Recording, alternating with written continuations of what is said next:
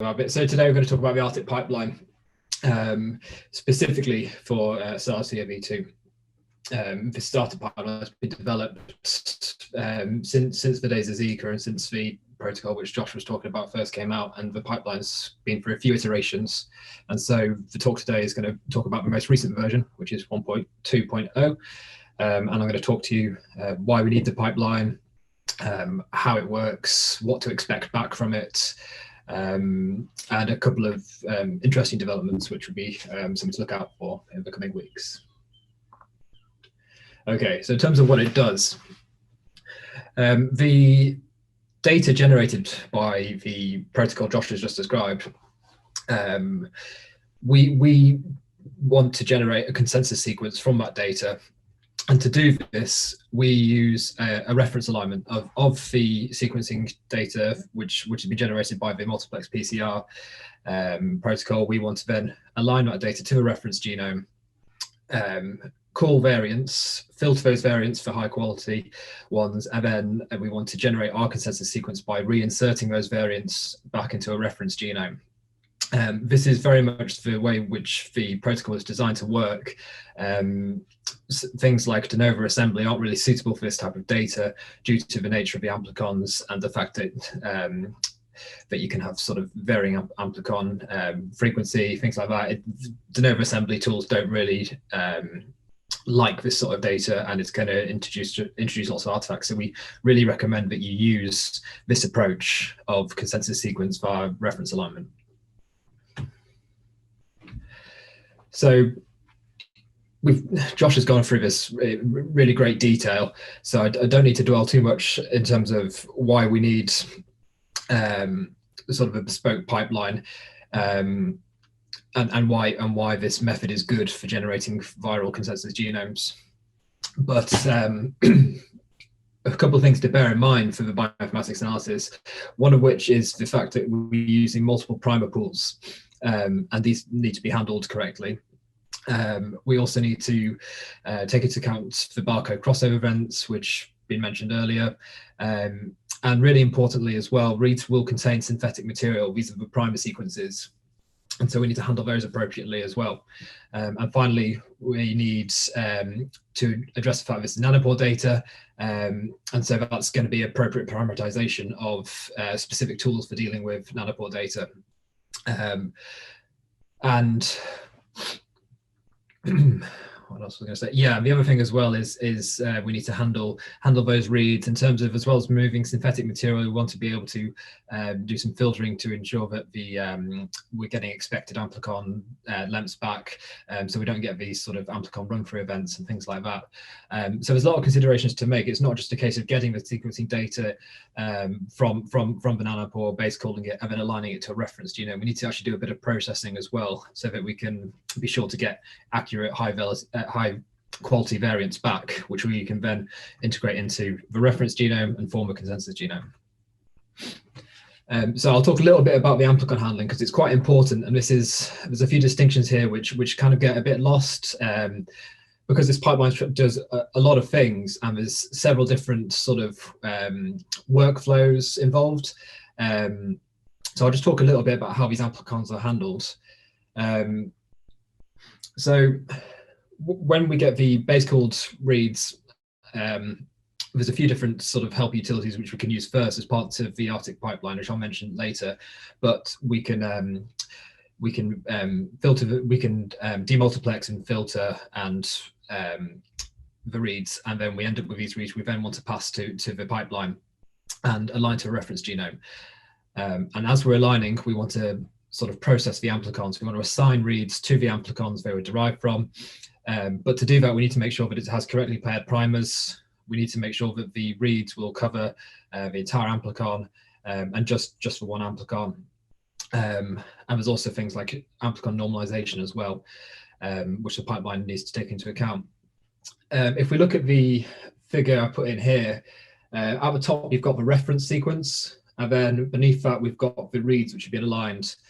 Each read has either blue ends or green ends. The blue ends are from one primer pool, the green ends are from another primer pool. And what we need to do is we need to first of all we need to remove those primer sequences, because in the downstream analysis you don't want the synthetic material included. But there's a really important distinction here in terms of if we're using a Medaka workflow to handle our nanopore data, or if we're using a nanopolish workflow. The nanopolish one requires you to have a FAST5 signal, and so that's the default behavior of a pipeline. But we also have a Medaka workflow, which means if you don't have the FAST5 data and just want to use it on the FASTQ data, you can use Medaka. But one we have to make is the nanopolish workflow requires a little bit of leading material prior to calling any variants, and so we actually have to leave the primers on for nanopolish and then remove them at a subsequent stage. And I'll come on to what those files will look like a bit later on. But that's one consideration to make here during this part of the Amplicon handling, is to leave the primer segments on or to remove them completely. But either way, you want to remove any data which is beyond those primer regions. You only want to keep the Amplicon itself, and you may or may not want to keep the primer sequence as well. So this is what the Amplicon handling is doing during the pipeline. And then also we want to assign a regroup to the Amplicons so that we can track whether or not they come from one primer pool or another throughout the pipeline. Okay, so that was a brief description of what the Amplicon handling was doing.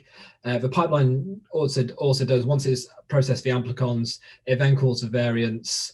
It does the integration into the reference genome to produce your consensus, and it will also align your consensus sequence you just generated against the reference sequence you used to give you a bit of context per sample. So in terms of the key features of the pipeline, it can run on your laptop, for example, and you can go from having your raw reads through to having a consensus genome. And to stress again, this is being done using a reference mapping approach. It's got multiple workflows. So as I said before, you can either use the nanopolish workflow, which is the default workflow, if you have your FAST5 data, and that's our recommended approach. But if you don't have the FAST5 data, you can use a Medaka workflow instead. It's all developed open source and it's available on the GitHub link at the bottom right hand corner there, but I'll come on now to actually how to use the pipeline. And then at the end, I'll obviously take any questions, because there's quite a lot of stuff happening in this pipeline and I'm trying to capture most of the important bits. So in terms of actually setting it up and actually getting working with it, there's a lot of dependencies to install. And these are the various different bits of software which the pipeline's actually calling. But if you've got Conda installed, that's the way to go, really. That's how we recommend using it. So this is the steps to go from if you want to use the latest release, which is recommended. So these slides will be available later, so you can look at this and you can install it yourself. But by far the easiest way to do it for the recent releases is to do this three-step thing, whereby you create an empty environment and then you store the entire pipeline into it with just that final command there. But this has only been available for the last couple of releases. But again, we recommend using the latest release, which is 1.2.0. Okay, so actually running the pipeline. Once you've installed it, it uses a subcommand based system. So you write ARTIC and then space and then the subcommand you want to use. So you would write ARTIC space demultiplex if you wanted to use the demultiplex subcommand. These ones I've listed here are all the various helper subcommands. They sort of they will gather the data for you and get it ready to actually run through the actual pipeline. And so don't really have time to discuss those in detail. It's actually the pipeline we want to talk about, so I'll come on to that next. But the documentation link is there, and all these subcommands are documented. And so if you want to know how they work and how to use them, I recommend using the documentation website there. And also, you can just type ARTIC and then don't use a subcommand, just do the help, the third line down on that slide there. That will also give you a list of subcommands which are available. So in terms of the actual pipeline, it's a subcommand called minion. And then that is a minimal working example of how to call the pipeline there. And so just to describe what I was doing, I was calling ARTIC-min over pipeline. It's specifying that you want to use a Medaka workflow instead of a Nanopolish workflow. If you're using the Medaka workflow, you have to specify the Medaka model you want to use. You provide the read file, and then you provide the primer scheme and version, which you want to use, and then finally a name for your pipeline run. I'll come into more detail in terms of actually practically using this pipeline in a second. And a lot of output is generated from this pipeline run. The four sort of most important ones, I'd say, are the actual alignment, the filtered variants, which are then going to be incorporated into your consensus sequence, and then the consensus alignment, which is the alignment of your consensus sequence against the original reference sequence you were using in the pipeline. In terms of the alignment, this needs to be restated again. The alignment you get out of this pipeline, one is called primer-trimmed.rg.sorted.bam, and one is called trimmed.rg.sorted.bam. So the distinction there is between primer-trimmed and trimmed. And that comes back to what I was mentioning earlier about the handling of primer sequences.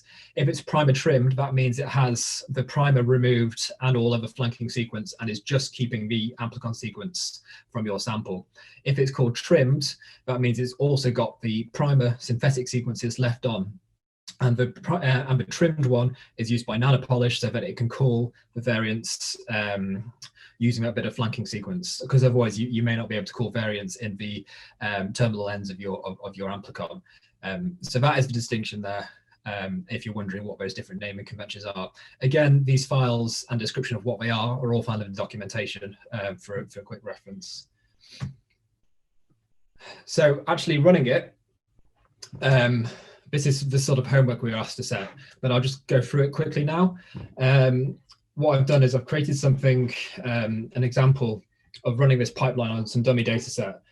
And I've done it in a Jupyter notebook so that we can do it interactively, and you can use your browser using another service called Binder. But basically this means that you don't actually need to install anything onto your computer. You can just use a browser window and you can run through this pipeline and you can sort of see how it works. So if you go into this GitHub link, I'll do it now. We can talk through it. Hopefully the screen is still sharing. Let me know if it's not sharing.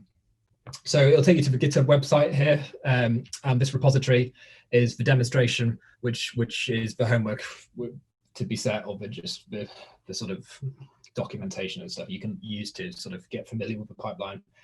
So if you know how to use this and want to use it yourself locally, you can follow the instructions of a README in terms of downloading this repository, getting all the dependencies set up, installing a pipeline, that kind of stuff.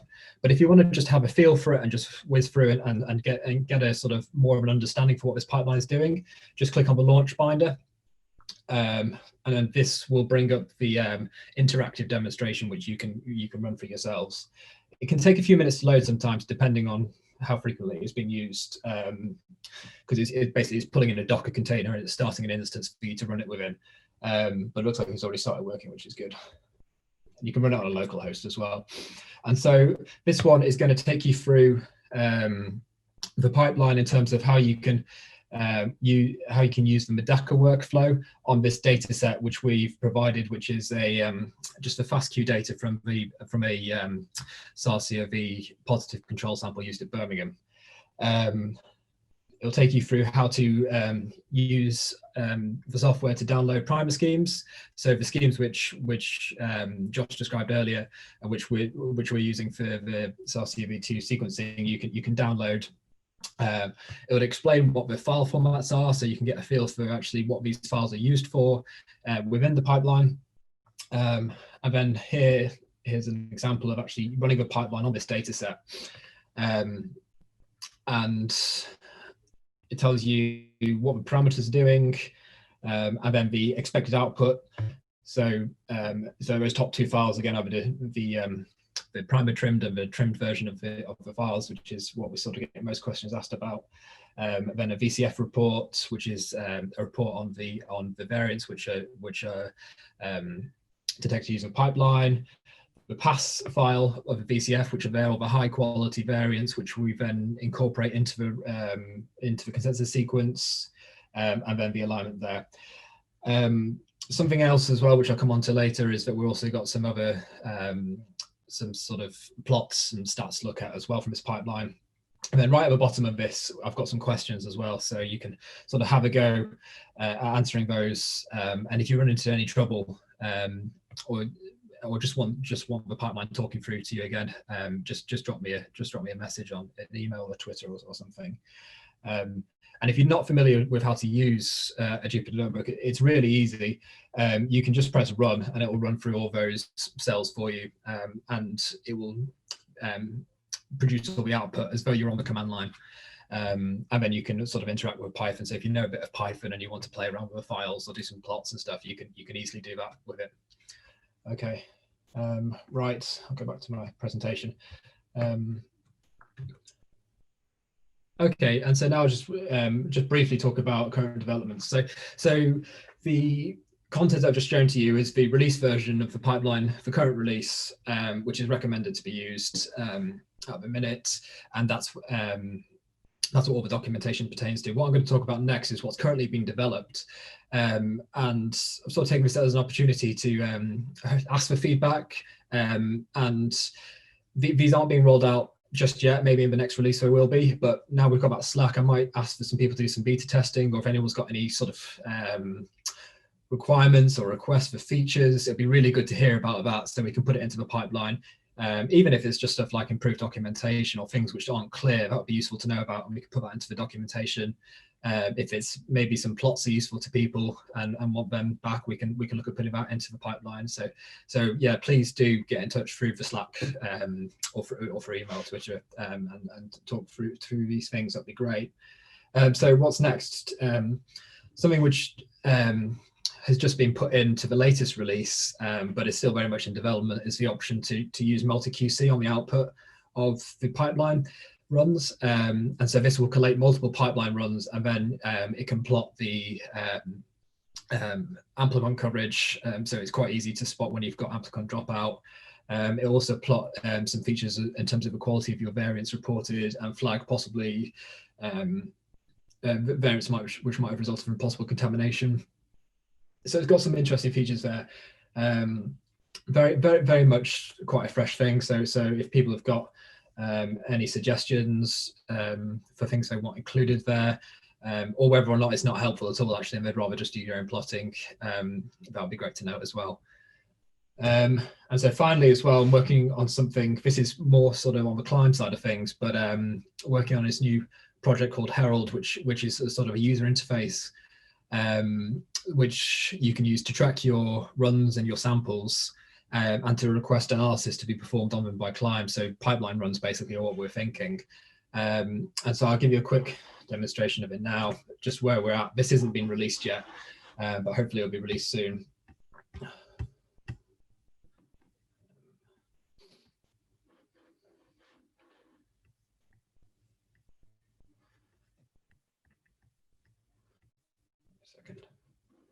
So it's called Herald, and it's a desktop application written as an Electron app. And so when you first log on, it'll ask for your name and an email address, and then basically you're presented with a sort of a minimal database whereby you can add a run in. So a run from a recent MinION run. You say where your data is located. It'll then look to see if it can find the FAST5 data, FASTQ data, and then you can tag it with service requests. So you can say, I want this data uploaded to CLIMB, or I want this data uploaded to AWS or something. So the idea here is if you're working on a laptop, maybe you log a run, and then at a later date when you connect to some stable internet, you want to be able to upload that to CLIMB. This is one way of doing that. And so you add the run to your sort of local database stored on your laptop, and then you can add a sample to within that run. And then you can tag service requests to those samples, one of which would be run the ARTIC pipeline, the Medaka variant of that pipeline, the Medaka workflow. And so you've asked it to do something, you click on the announce button, it'll basically shout at CLIMB and tell it to do that. I'll click on it now, but it's not linked to CLIMB properly yet. The CLIMB server isn't going to respond to that request currently. But that's the basic idea, is that we've got something you can put on your laptops to sort of collate all your runs and your samples, But if you don't have sort of the time or the compute to do some of these analysis runs and want to use CLIMB, this is sort of intended as an easy way to manage that. Again, this is very much a work in progress. Hopefully, we'll have something to beta test in the next few weeks or so. The minimal example will be to run the ARTIC pipeline. But again, please get in touch to let me know if this is useful for anyone, what sort of features they want from this, and anything else really. So